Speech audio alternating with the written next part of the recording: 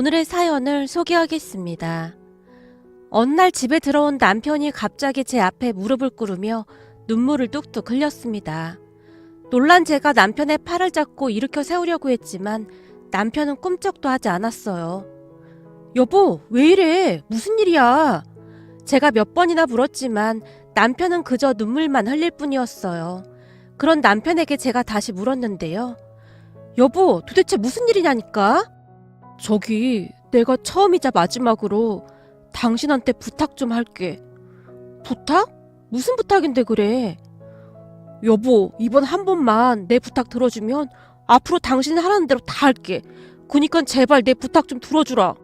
그니까 무슨 부탁이냐고. 말을 해야 들어주든지 말든지 할 거 아니야.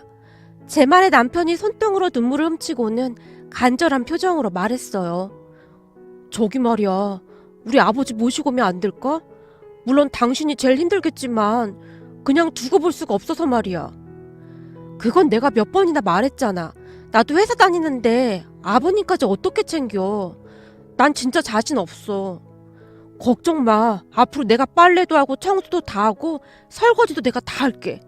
그니까 제발 이렇게 부탁 좀 하자. 남편이 제게 매달리다시피 하면서 다시 눈물을 흘렸어요. 아마도 남편이 그렇게 눈물을 흘리는 모습은 처음이었던 것 같습니다. 시어머님께서 돌아가신 뒤 시아버님 홀로 지방에서 지내고 계셨는데요. 한 달에 몇 번씩 남편과 제가 다녀오곤 했어요. 그런데 그날따라 제가 급한 일이 있어서 남편 홀로 시댁에 다녀왔는데요.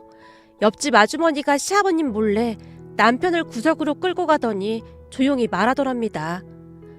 저기, 주제 넘는 소리라고 할까봐 내가 말 안 하려고 했는데 네 아버지 요즘 밥도 잘 못 먹고 옷도 입던 옷만 맨날 입고 다니고 그러고 계신다. 내가 오며 가며 반찬도 가져다 주고 그러고 있긴 한데 저러다 병이라도 날까 싶어 걱정이 돼서 말이다. 네 엄마 그리 되고 나서는 사람이 눈도 흐리멍텅해지고 종일 멍에 앉아만 있어. 그러지 말고 네 처랑 잘 상의해서 모시고 올라가는 건 어떻겠냐? 라는 말을 했다고 합니다.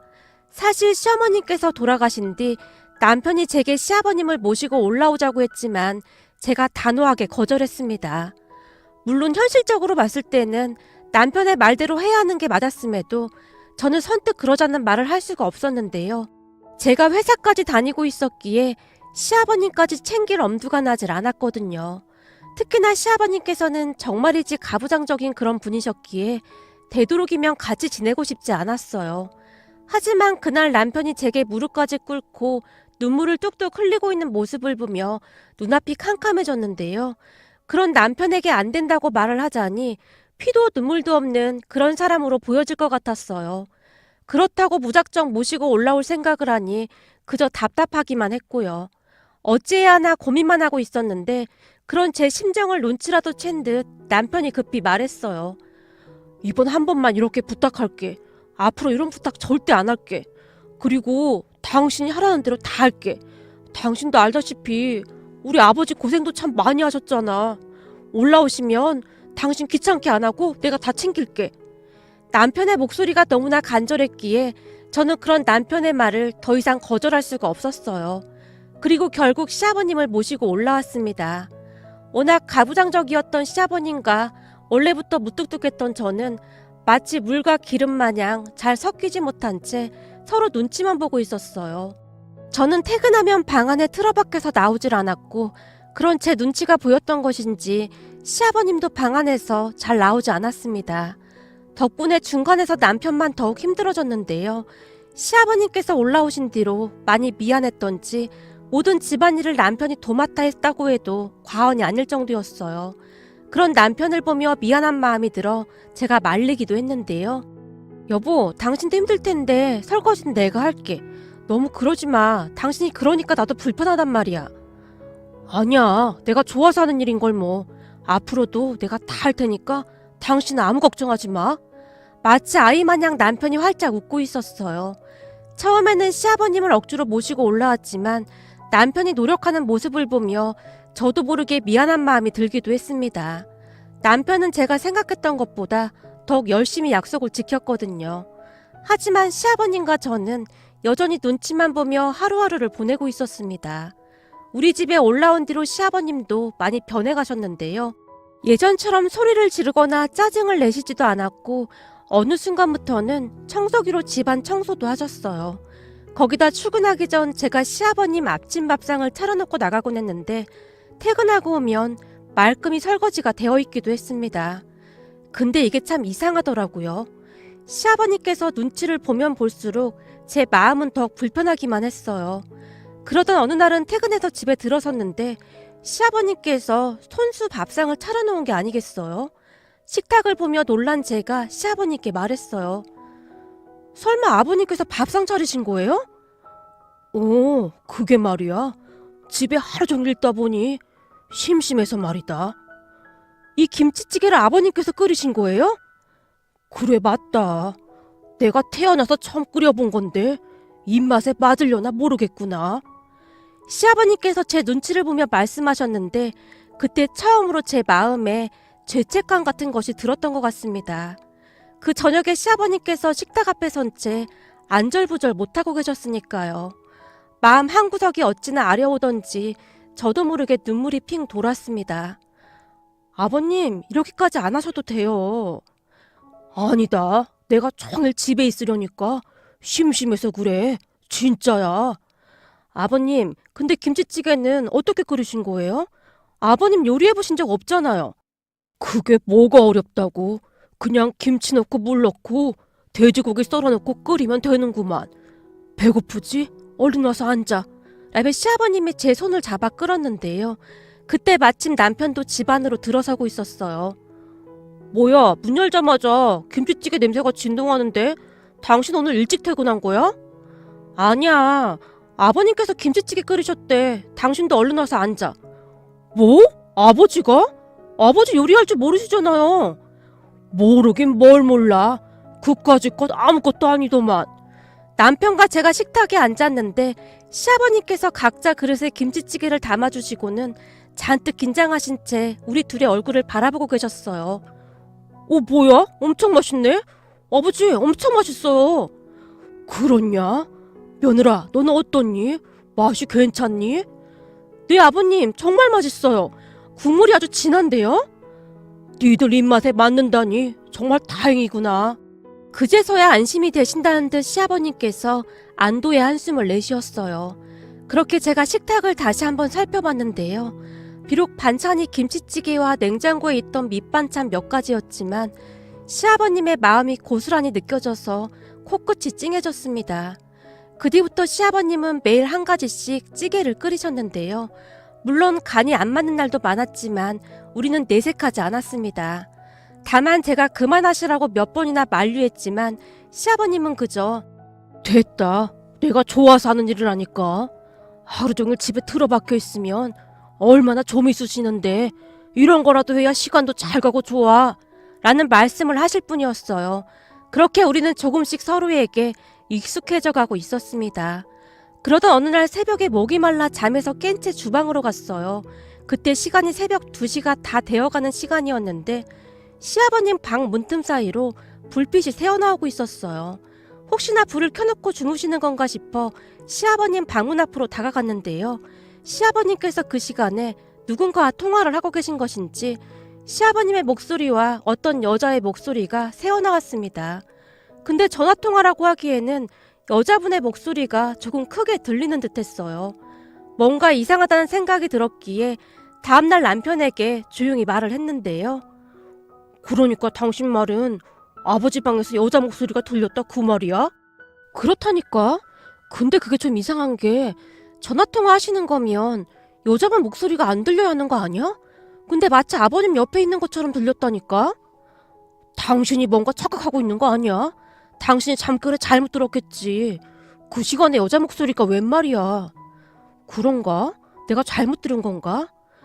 그래, 당신이 잘못 들었겠지. 그 시간에 아버지가 누구랑 통화를 하시겠어? 하긴 그렇네. 남편의 말에 제가 고개를 끄덕이고 말았어요. 그 뒤 시간이 얼마나 지났을까요? 그날은 주말이었기에 조금 늦게 일어나서 거실로 나갔는데 거실 탁자 위에 올려져 있던 시아버님의 휴대폰이 울려대고 있었어요. 주변을 두리번거렸지만 시아버님께서 안 보였기에 제가 얼떨결에 전화를 받았는데요. 정훈이 아버지, 그 된장찌개에 두부가 꼭 들어가야 하는데 내가 두부를 깜빡했네요. 두부도 썰어 넣어야 하니까 두부도 한번 사와요. 어떤 아줌마가 다급하게 외쳤어요. 그 말에 제가 얼어붙은 듯 아무런 말도 못하고 있었는데요. 정훈이 아버지, 내 말 듣고 있는 거요? 사람이 얘기를 하면 대꾸를 해야지 왜 대답이 없어요? 이상하네. 전화가 끊겼나? 아주머니가 이상하다는 듯이 전화를 끊으려고 했어요. 저기 죄송한데 전화하신 분은 누구세요? 당황한 나머지 제가 다급하게 물었습니다. 정훈이 아버지 전화가 아닌가? 전화는 맞게 거셨는데 누구신지 물어봐도 될까요? 그 집 며느리인가 보네. 정훈이 아버지 옆에 없어요? 지금 잠깐 나가신 것 같습니다. 그래요? 그럼 내가 다시 전화하리다. 저기 잠시만요. 제가 그 아주머니를 불렀지만 이미 전화가 끊어진 뒤였습니다. 그렇게 한동안 전화기만 바라보고 있었는데요. 곰곰이 생각해보니 그 새벽에 시아버님과 통화를 했던 그 아주머니라는 확신이 들었어요. 그래서 급히 그 아주머니의 전화번호를 메모지에 적었습니다. 잠시 후 시아버님께서 양손 가득 음식 재료들을 들고 집 안으로 들어오셨어요. 아버님, 어디 다녀오셨어요? 오늘은 된장찌개에다 삼겹살 좀 구워볼까 해서 이 앞 마트에 다녀왔다. 오늘 회사도 안 나가는데 저한테 시키시지 그러셨어요. 아니다. 슬슬 바람도 쐴 겸 다녀왔다. 그리고 주말인데 니들도 좀 쉬어야지. 잠깐만 기다려라. 오늘 아침에는 간단하게 우유에다 빵 먹고 점심에는 내가 삼겹살 맛있게 구워주마. 아버님, 제가 할 테니까 앉아 계세요. 아니다, 괜찮다. 시아버님께서 주방으로 들어가서는 토스터기에 식빵을 굽고 계셨어요. 아버님, 토스터기 사용하는 것도 배우셨어요? 아, 이거 별거 있냐? 여기에다 빵 넣고 이렇게 내려주기만 하면 되는걸. 내가 몇 번 연습해봐서 이젠 아주 기가 막히게 잘한다. 근데 아버님 빵 안 좋아하시잖아요. 전에는 소화 안 되신다고 안 드셨던 것 같은데. 아니야. 먹어보니 바삭바삭한 게 아주 맛있어. 여기다 그 딸기잼 올려 먹으면 아주 기가 막히더구나. 달달한 커피까지 같이 마시면 아주 금상첨화야. 시아버님께서 싱글벙글 하신 채 빵 위에 딸기잼을 바르고 계셨어요. 저는 그 모습이 그저 신기하기만 했습니다. 항상 무섭게만 느껴졌던 시아버님께서 변해도 너무나 많이 변해 있었으니까요. 그렇게 시아버님께서 준비해주신 토스트를 먹은 다음 잠시 밖으로 나와서 그 아주머니에게 전화를 걸었어요. 안녕하세요. 조금 전에 통화했던 사람인데요. 아까 저희 시아버님 찾으셨던 분 맞으시죠? 아, 정원이 처인가 보구만. 네, 맞습니다. 저기 정말 죄송한데요. 제가 궁금해서 그런데 혹시 누구신지 여쭤봐도 될까요?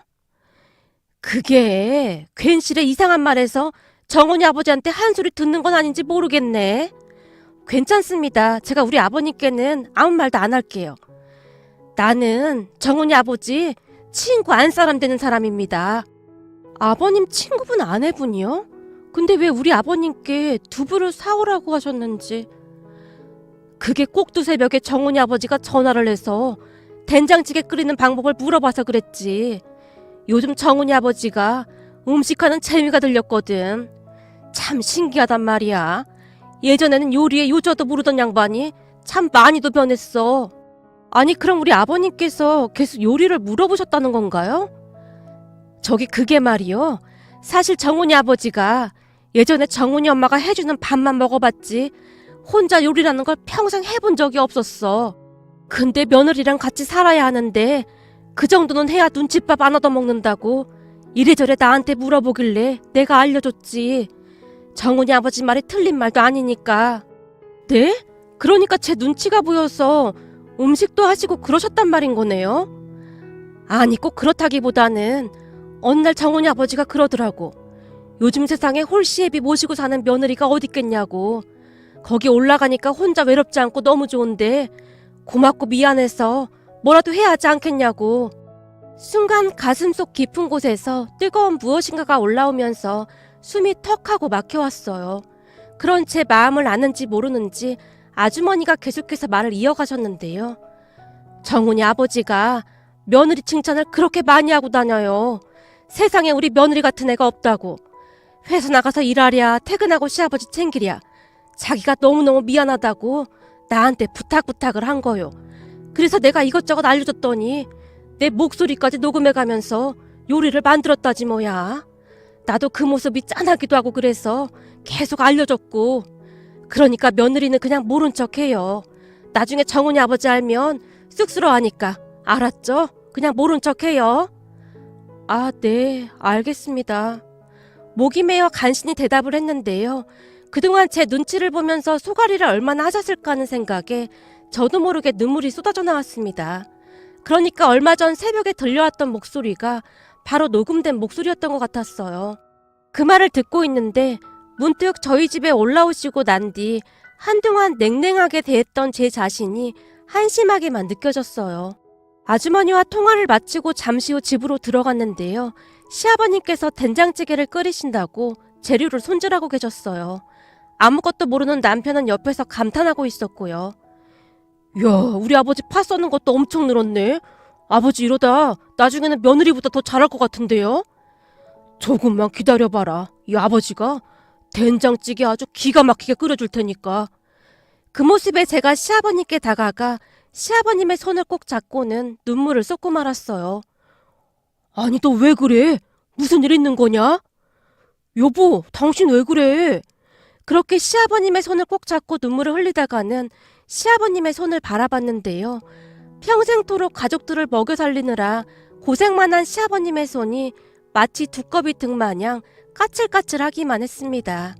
그 바람에 다시 눈물이 쏟아져 나왔어요.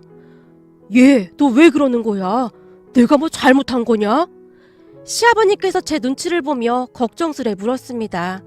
그 순간 저도 모르게 바닥에 주저앉은 채 더 큰 소리로 울고 말았어요. 이런저런 복잡한 생각에 만감이 교차하면서 시아버님의 손을 잡던 그 순간 평생을 고생만 하다 돌아가신 우리 친정아빠의 얼굴이 스쳐 지나갔거든요. 아버님, 제가 죄송해요. 제가 잘 모셨어야 했는데 정말 죄송합니다. 그게 무슨 말이냐? 너만큼 잘하는 며느리가 어딨다고 그래? 아니에요. 저 사실 귀찮아서 아버님 모시는 거 엄청 반대했었어요. 그래서 아버님께 살갑게 못 해드렸어요. 아니다. 그게 무슨 말이야? 네가 얼마나 잘하는데 얘가 뜬금없이 무슨 말을 하는 거야? 시아버님께서 어리둥절한 표정으로 저를 일으켜 세웠어요. 남편 또한 놀란 표정으로 저를 거실 소파에 앉혔는데요. 여보, 당신 갑자기 왜 이래? 당신 지금도 충분히 잘하고 있어. 아니야. 내가 그동안 참 못나게 행동했던 것 같아. 창피해서 얼굴을 들 수가 없어. 그 뒤 우리 가족은 셋이서 손을 잡은 채 한동안 눈물만 흘렸습니다. 그렇게 우리는 진짜 가족이 되어갔습니다. 그날 이후로 시아버님이 더욱 편해졌고 그냥 친정아빠란 생각이 들기 시작했거든요. 그 뒤 시아버님과 저는 동네 마트에 같이 쇼핑도 다니고 그 누구보다도 잘 지내게 되었습니다. 가끔 마트에 가면 시아버님께서 잔소리도 하시는데요. 얘, 양파를 살 때는 어디 상한 게 없나 꼼꼼히 보고 사야지. 그렇게 막 담으면 안 되지. 그냥 다 똑같은 거 아니에요? 아니지 아니야. 잘 보면 안에 상한 것도 많다. 양파 상한 거 잘못 먹으면 약도 없다. 우와, 아버님 완전 고수가 다 되셨는데요? 당연하지. 내가 요즘 모르는 게 없다 그 말이야. 시아버님께서 우쭐해지신 채 양파를 고르고 계셨는데요. 지나가던 마트 직원 한 분이 시아버님을 보며 아는 척을 했어요. 어머, 오늘은 따님하고 같이 오셨나 봐요. 딸이 아니고 우리 며느리요. 며느리요? 뒤에서 보면 아빠랑 딸 같아 보여요. 보기 좋네요. 우리 마트에서 어르신을 모르시는 분이 없어요. 어찌나 꼼꼼하신지 다들 혀를 내두를 정도라니까요. 마트 직원이 저를 보며 활짝 웃었어요. 아버님 완전 스타 되셨네요. 그럼 사실은 말이다. 내가 모르는 게 많아서 직원들한테 계속 물어보다 보니 친해졌지 뭐냐. 요즘 내가 가면 덤으로 막 주기도 하고 많이 깎아주기도 한다. 우와, 대단하신데요? 제 말에 시아버님의 얼굴에 미소가 가득했습니다. 그러던 어느 날은 청소를 하기 위해 시아버님 방에 들어갔는데요. 방 한 구석에 노트와 돋보기가 놓여 있었어요. 무슨 노트인가 궁금해서 제가 노트를 확인해 보다가는 다시 한번 깜짝 놀랐습니다. 세상에나 그 노트에는 요리 방법들이 빼곡히 적혀 있었거든요. 1번 멸치 육수를 낸다. 2번 육수가 팔팔 끓기 시작하면 애호박과 된장, 마늘을 넣어준다. 3번 남은 재료와 두부를 넣어준다. 맛을 보고 맛이 안 나면 다시다를 조금 넣어주면 아주 기가 막히다. 뭐 그런 것들이 가득 적혀 있었습니다. 어찌나 꼼꼼하게 적혀 있던지 다시 한번 제 눈시울이 붉어졌어요. 마지막에는 항상 다시다를 넣어주면 아주 기가 막히다라는 말에 적혀 있었는데 저도 모르게 웃음이 새어나왔습니다. 물론 시아버님은 우리에게 항상 이게 내 손맛이다 이 말이야 라고 큰 소리를 치곤 하세요. 요즘도 우리 시아버님께서는 요리를 참 자주 해주신답니다. 주말에는 시아버님을 모시고 다 같이 나들이도 다니고 더할 나위 없이 행복하기만 하네요. 남편은 항상 제게 고맙다는 말을 하곤 하는데요. 제가 오히려 남편과 시아버님께 감사한 마음이 가득하답니다. 우리 친정엄마조차도 무뚝뚝하고 냉랭하기만 했던 제가 변해도 너무나 많이 변했다며 놀라곤 하시니까요. 세상에나 바깥사돈 양반이 저 까칠이를 사람 만들어놨어. 아니 사람이 어떻게 저리 변할 수가 있어 그래? 라며 감탄까지 하신답니다. 문득 우리 시아버님 자랑 좀 하고 싶어져서 이렇게 사연 보내봅니다. 앞으로도 우리 가족 서로 아끼면서 잘 살아가겠습니다. 오늘의 사연은 여기까지였습니다. 즐겁게 보셨다면 구독, 좋아요 부탁드립니다. 고맙습니다.